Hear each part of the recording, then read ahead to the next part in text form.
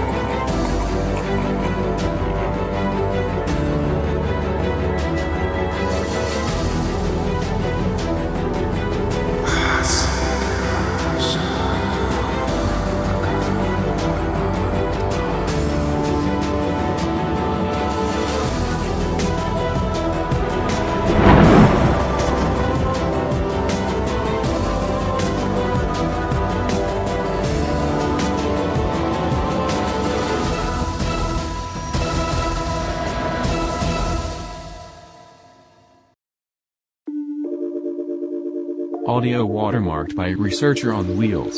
গল্পটা গোদাবরীর। পুরাণ মতে যার নাম গৌতমী গঙ্গা, কারণ গৌতম সুকঠোর তপস্যা বলে গঙ্গাকে নিয়ে গিয়েছিলেন হিমালয় থেকে বিন্ধ্য পর্বতের দক্ষিণ দিকে, যাকে আজ আমরা গোদাবরী নদী নামে চিনি। অনেক তপস্যা করে হিমালয় কন্যা উমা স্বামী রূপে পেয়েছেন মহাদেবকে, তাই নিজের প্রাণের চেয়েও বেশি ভালোবাসেন তিনি তাকে। মহাদেবও যে তাকে কিছু কম ভালোবাসেন তা নয়, যখন যেখানেই যান না কেন সঙ্গে তার উমা। তবুও গঙ্গা দেবীর আকর্ষণ যেন তার কাছে ছিল আরো বেশি। এক মুহূর্ত তিনি থাকতে পারতেন না গঙ্গাকে ছেড়ে। এতে দারুণ ক্ষুণ্ণ হতেন উমা, ক্ষুব্ধ হতেন, ক্ষোভ জাগত মহাদেবের ওপর। কি এমন আছে গঙ্গার যে মহাদেব তাকে ছেড়ে থাকতে পারেন না? মনে মনে রাগে গড়গড় করতেন উমা, আর ফিকির খুঁজতেন কিভাবে সতীনকে মহাদেবের কাছ থেকে সরিয়ে দেওয়া যায়। সর্বজ্ঞ মহাদেব, কেউ মুখে কিছু না বললেও সকলের মনের কথাই তিনি শুনতে পেতেন। কে কি ভাবছেন মুখ দেখে অনায়াসেই তিনি তা বুঝতেও পারতেন, কিন্তু কাউকে চট করে কিছু বলতেন না।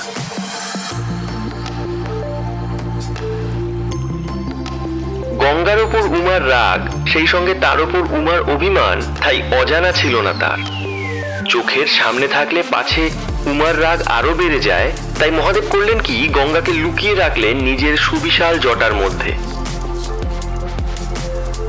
কিন্তু উমাও কিছু কম যান না। দিন কয়েকের মধ্যেই মহাদেবের চালাকি তিনি ধরে ফেললেন, আর ক্ষোভে, দুঃখে, হতাশায় এমনই অস্থির হয়ে উঠলেন যে থাকতে না পেরে সরাসরি তিনি তিরস্কার করলেন মহাদেবকে। কিন্তু হায় রে, যার ভেতর মান অপমান বোধই নেই, কি হবে তার কাছে উমার এই তিরস্কার? হাসি হাসি মুখে শুনলেন এক কান দিয়ে, আবার বের করে দিলেন আরেক কান দিয়ে। তারপর উমার সঙ্গে এমন ভাবে কথাবার্তা বললেন যে উমার মন জুড়িয়ে জল হয়ে গেল। কিন্তু কতক্ষণ? কিছুক্ষণ পর আবার যেই কে সেই। সতীন গঙ্গার ওপর বিদ্বেষ, স্বামী মহাদেবের ওপর ক্ষোভ আবার জ্বালিয়ে পুড়িয়ে মারতে শুরু করলো উমাকে। Audio watermarked by researcher on wheels. প্রধানা সহচরী Jaya, তার কাছে নিরালায় বসে কাঁদেন উমা। কিন্তু চোখের জলে কি আর সমস্যা মেটে? অনেক ভাবলেন উমা। শেষে ঠিক করলেন দুই ছেলে তার কার্তিক এবং গণেশ যথেষ্ট সাবালক, তাদের কাছে মনের কথা বলতে আপত্তি কি। ভেবে দুজনকেই ডেকে বললেন সবকিছু। কার্তিক ছেলেটি বড় একরোখা আর মারকুটে। লড়াই করা ছাড়া আর কিছুই সে একটা বোঝে না। সেদিক থেকে লোকে যে যাই বলুক, গণেশ ফন্দি আঁটতে আর কৌশলে ফাঁদে ফেলতে খুবই ওস্তাদ। এমনিতে গণেশ খুবই নিরীহ, গোবেচারা, কিন্তু মাথার ওপর কোনো কাজের দায়িত্ব চাপিয়ে দিলে শেষ না হওয়া পর্যন্ত চুপি চুপি কাজ করে যায় সে। Audio watermarked by Researcher on Wheels. পাছে কার্তিক কোনো কাণ্ড বাদিয়ে বসে, তাই শেষে গণেশকেই ডেকে বললেন, গঙ্গাকে এখান থেকে বিদায় করার ভার তোমাকেই নিতে হবে। যদি তুমি না পারো বাপু, আমি তাহলে সকলকে ছেড়ে আবার হিমালয়ে গিয়ে তপস্যায় বসবো। মা বাবার ওপর অভিমান করে চলে যাবে আর সাবালক ছেলে হয়ে তারা তাই চেয়ে চেয়ে দেখবে শুধু, তা কি কখনো হতে পারে? গণেশ বলল, না মা, তা হবে না। তুমি বলো আমায় কি করতে হবে, কি করলে সৎমা এখান থেকে চলে যেতে বাধ্য হবে? উমা বললেন, একটা উপায় আমি জানি। তপস্যায় তুষ্ট শঙ্কর। কোন সৎ ব্রাহ্মণ যদি কঠোর তপস্যায় মহেশ্বরকে সন্তুষ্ট করে গঙ্গাকে ভিক্ষে চায় পৃথিবীতে নিয়ে যাওয়ার জন্য, তাহলে মহাদেব তার প্রার্থনা মঞ্জুর না করে থাকতে পারবেন না। তবে বাবা, সেই ব্রাহ্মণকে অবশ্যই সত্যনিষ্ঠ হতে হবে আর তাকে সুকঠিন তপস্যা করতে হবে। ওহ, এই কথা বললেন গণেশ। তুমি নিশ্চিন্ত থাকো মা, তবে তার আগে আমরা দুভাই একবার বাবার কাছে গিয়ে যদি বুঝিয়ে বলি। না বাবা, বললেন উমা, তাতে কোনো লাভ হবে না। আমি নিজেও তো কিছু বলতে কসুর করিনি, কোনো ফল হয়েছে কি? এই সময় পৃথিবীতে শুরু হয় অনাবৃষ্টি, একটানা 14টা বছর। বৃষ্টির ফোঁটা তো দূরের কথা, আকাশের বুকে কেউ ছিটে ফোঁটা মেঘও দেখতে পেল না। জ্বলে পুড়ে খাক হয়ে গেল চারিদিক, দেখা গেল দুর্ভিক্ষ, করাল খাদ্যাভাব। যা তা খেয়ে মানুষজন পড়তে লাগলো রোগের কবলে, ঝাঁপিয়ে পড়ল মহামারী, জনশূন্য হয়ে যেতে লাগলো জনপদের পর জনপদ। স্রষ্টার সৃষ্টি প্রায় লোপই পেয়ে গেল। সৃষ্টি যদি লোপ পেয়ে যায়, তাহলে স্রষ্টার মনের অবস্থা কি হয়? তিনি আবার উদ্যত হন সৃষ্টির কাজে।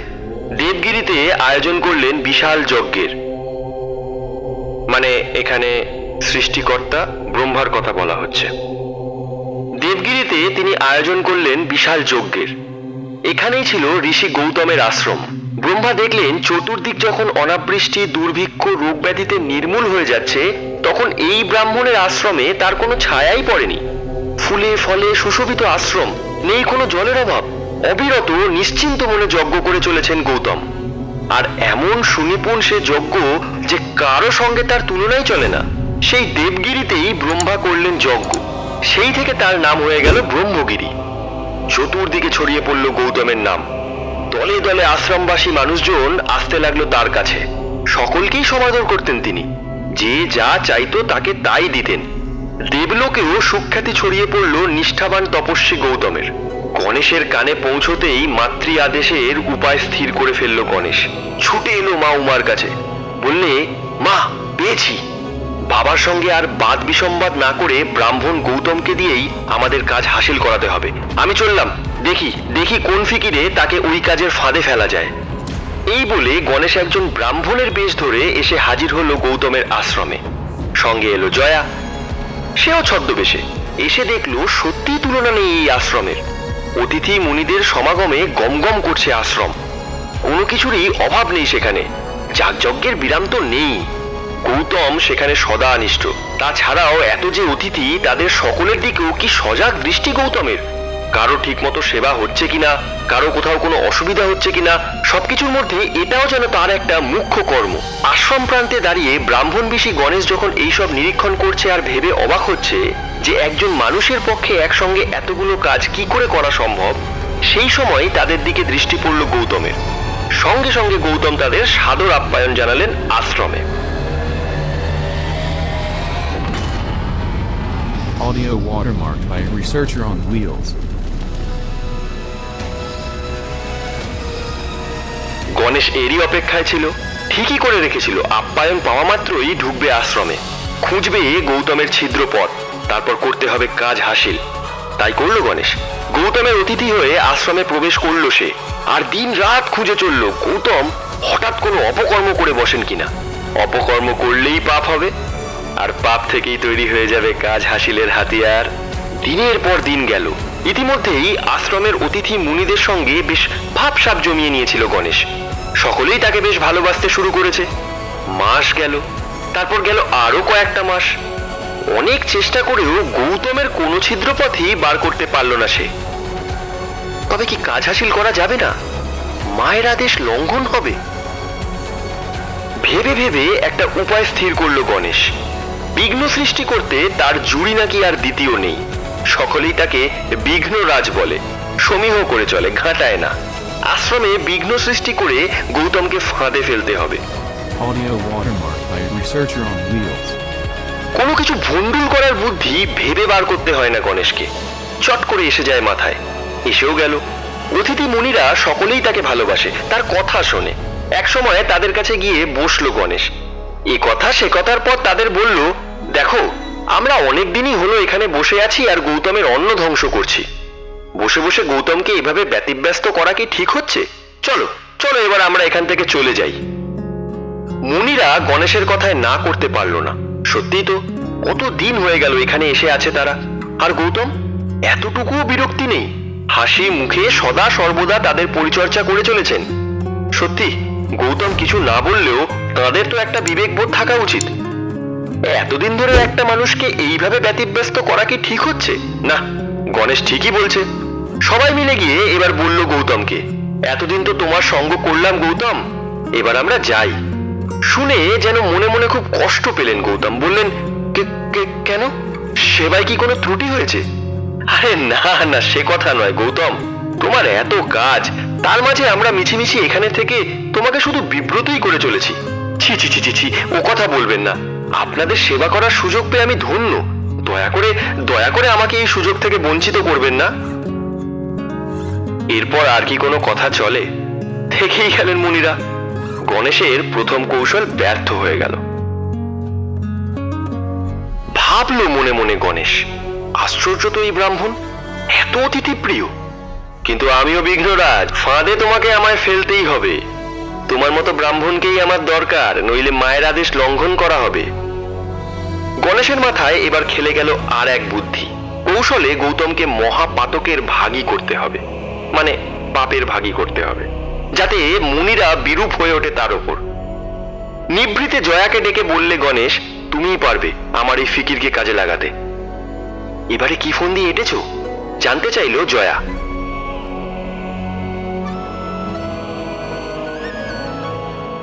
তোমাকে গাই গরুর বেশ ধরে গৌতমের ফসলের খেতে গিয়ে যেন ফসল নষ্ট করছো এমন ভান করতে হবে। ফসল নষ্ট করছো দেখলেই গৌতম অবশ্যই ছুটে এসে তোমাকে লাঠি দিয়ে প্রহার করবে। তুমি সঙ্গে সঙ্গে এমন ভাবে ঘুরে পড়বে যেন মরে গেছো। তারপর দেখো না কি কাণ্ডটা বাধায়। কিন্তু খুব সাবধান, আমার এই ফিকির যেন কাকপক্ষীতেও টের না পায়। বুঝিয়ে বলল জয়াকে গণেশ। আশ্রমের সীমানা পেরিয়েই বহুদূর বিস্তৃত গৌতমের শালিধানের ক্ষেত। হাওয়া ঢেউ খেলে যায় সেই সবুজ ফসলের ওপর দিয়ে। গৌতম নিজেই তারও দেখাশোনা করেন। একদিন ফসলের ক্ষেতে ঘুরতে ঘুরতে দেখলেন বেশ সুন্দর একটা গাভী অনিষ্ট করে চলেছে ফসল। প্রায় গরু আসে খেতে, কিন্তু হাঁক ডাক দিয়ে শুধু তাড়িয়েই দেন, গায়ে বড় একটা হাত তোলেন না কারো। সেদিনও গাভীটিকে দেখে প্রথমে অনেক তাড়াহুড়ি দিলেন, কিন্তু কোনো ভ্রুক্ষেপই করলো না দেখে বড় বড় কয়েকটা ঘাস তুলে যেই ছুঁড়ে মারলেন, অমনি কাতর আর্তনাদ করে ক্ষেতের ওপরই লুটিয়ে পড়ল গাভী। সেই আর্তনাদ কানে যেতেই আশ্রমে যে যেখানে ছিল ছুটে এলো গণেশও। কি হলো কি হলো?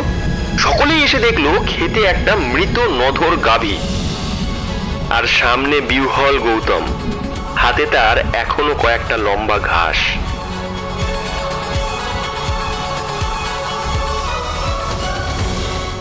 বুঝতে কারো বাকি রইল না যে গৌতমের প্রহারেই গাভীর ওই দশা হয়েছে। গাভী হত্যা মহাপাপ। এরপর কি আর গৌতমের অতিথি হয়ে থাকা চলে, না তার দেওয়া অন্ন গ্রহণ করা চলে? একযোগে মুনিরা গৌতমকে যাচ্ছে তাই করে আশ্রম ছেড়ে চলে যেতে উদ্যত হতেই তাদের পায়ের ওপর লুটিয়ে পড়লেন গৌতম, যেন বাজ পড়া গাছ। কাতর অনুরোধ জানালেন, দোহাই আপনাদের, দয়া করে আমাকে এই মহাপাপের মধ্যে একা ফেলে রেখে চলে যাবেন না আপনারা। কিভাবে কিভাবে আমি এই মহাপাতক থেকে উদ্ধার পাবো আমায় বলুন, আমি তাই করব। আপনাদের সেবা করার সুযোগ থেকে আমাকে বঞ্চিত করবেন না দয়া করে। চতুর্দিকে বেঁধে গেল হই হট্টগোল। এরই মাঝে এগিয়ে এলো ব্রাহ্মণ বেশি গণেশ। ভিতরে খুশির আমেজ, কিন্তু মুখে সহানুভূতি।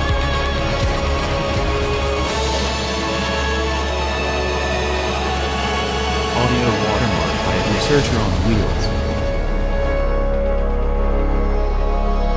মুনিদের উদ্দেশ্য করে বলল সে, আপনারা এত চেঁচামেচি করছেন কেন? গাভীটা সত্যিই মরে গেছে না অজ্ঞান হয়েছে আপনারা কি সেই ব্যাপারে নিশ্চিত? তাছাড়া এ আপনাদের কেমনতর আচরণ? এতদিন ধরে যার সেবা খেলেন, অন্নগ্রহ করলেন, যেভাবেই হোক তিনি আজ একটু বিপদে পড়েছেন, আর তার জন্য আপনাদের মনে একটুও সহানুভূতি জাগছে না?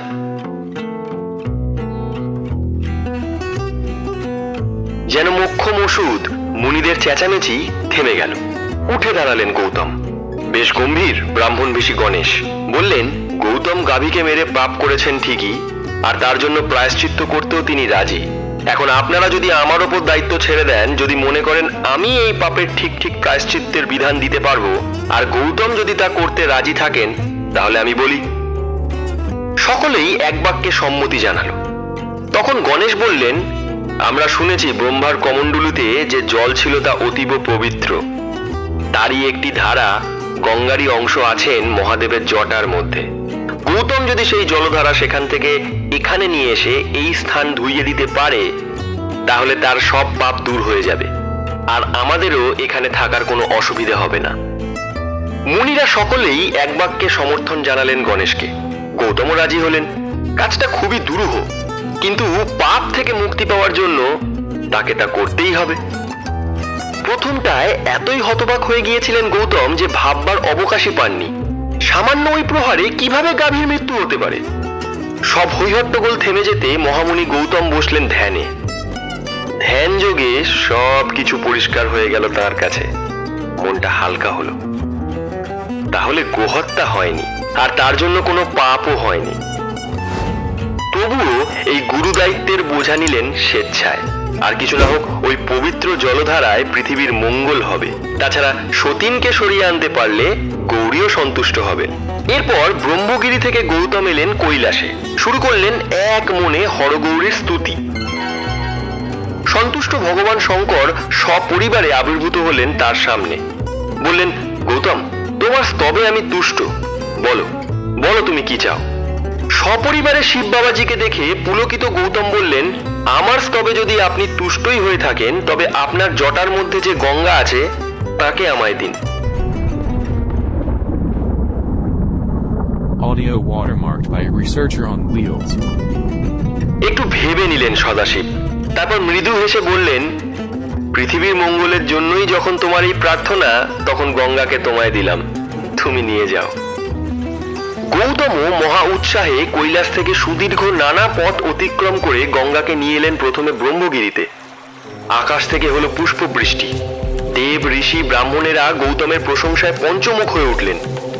সতীনের হাত থেকে রেহাই পেয়ে স্বস্তির নিঃশ্বাস ফেললেন উমা। এদিকে ব্রহ্মগিরিকে ধুইয়ে দিয়ে গঙ্গা বললেন গৌতমকে, গৌতম, তোমার মহাপাপের ক্ষেত্রকে তো আমি পবিত্র করেছি। এবার আমি ফিরে যাব কৈলাসে। তা না পারলে হয় ব্রহ্মার কমণ্ডলীতে, নয়তো রসাতলে। সঙ্গে সঙ্গে বেঁকে বসলেন গৌতম। সে কি কথা মা? ত্রিভুবনের মঙ্গলের জন্যই আমি ভগবান শঙ্করের কাছে আপনাকে প্রার্থনা করেছিলাম। তিনিও সেই উদ্দেশ্যেই আপনাকে আমায় দান করেছেন। আপনি ফিরে গেলে যে মিথ্যাচার হবে। গৌতমের এই বিনয়সুলভ কথায় খুবই প্রীত হলেন গঙ্গা। ফিরে যাওয়া আর হলো না তার। বিন্ধ্যের দক্ষিণ ভাগ প্লাবিত তো করলেনই, তার উপর স্বর্গ, মর্ত্য, পাতালে ছড়িয়ে পড়লেন বিভিন্ন ধারায়।